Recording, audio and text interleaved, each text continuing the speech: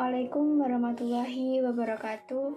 Kami dari kelompok 4 akan mempresentasikan materi biaya tenaga kerja yang beranggotakan Dila Nurwidiawati, Habib Dwi Saksono, Fazli Rahmawati.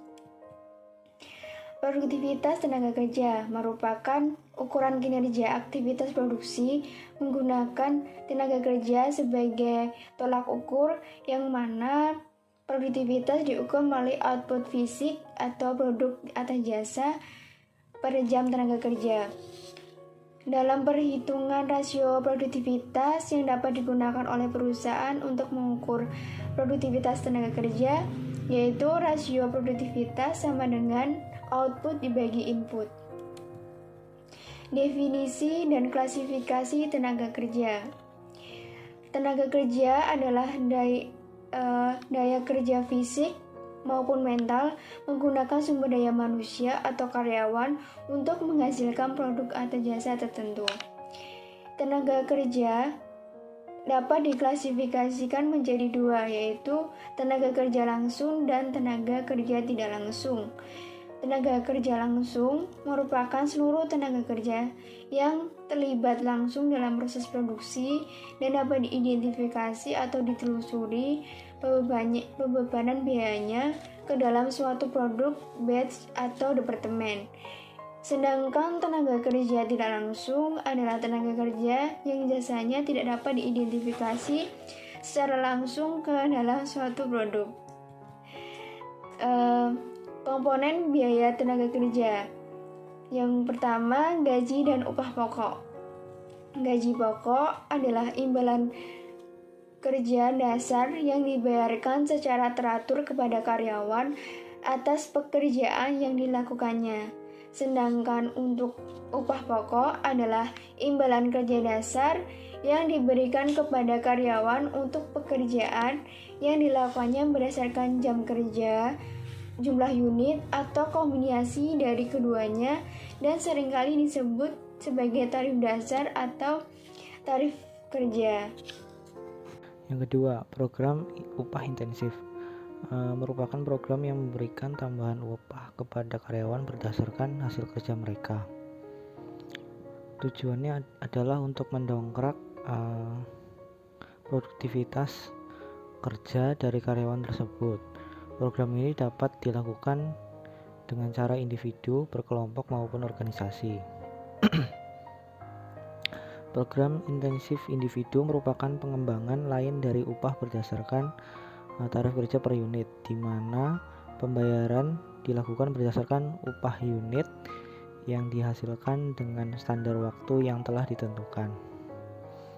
Dalam proses program ini terdapat dua metode yang dapat digunakan, yaitu rencana unit kerja langsung dan rencana 100%. Program intensif kelompok merupakan variasi rencana pemberian intensif, dapat dilakukan dengan skala yang lebih besar.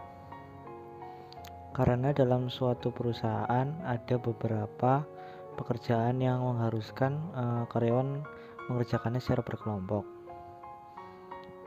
Program intensif perusahaan diberikan karena seluruh karyawan dinilai telah berjasa dalam kinerja mereka. Program ini diperuntukkan bagi perusahaan yang memiliki gaya manajemen yang berpusat pada karyawan dengan menekankan pada pentingnya keterlibatan seluruh karyawan. 3. Upah lembur dan premi lembur. Dalam upaya mencapai target produksi, salah satu kebijakan perusahaan adalah memberikan kerja lembur bagi karyawan. Terkait dengan kerja lembur, penghasilan yang diperoleh tenaga kerja selain upah pokok adalah upah lembur dan premi lembur. Premi lembur dibayarkan kepada karyawan yang bekerja melebihi jam kerja normal dalam periode tertentu berdasarkan peraturan yang ada. Yang keempat, program pensiun. Program ini bertujuan untuk menjamin hari tua bagi seluruh karyawan yang sebagai bentuk kelas jasa yang mana mereka telah menyumbangkan sumber dayanya kepada perusahaan. Yang kelima, pajak penghasilan karyawan merupakan pajak yang dibayarkan oleh wajib pajak karena memperoleh atau menerima penghasilan.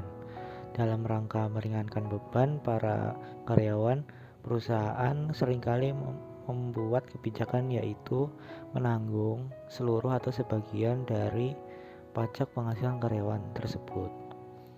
Untuk tabelnya bisa dilihat di slide selanjutnya.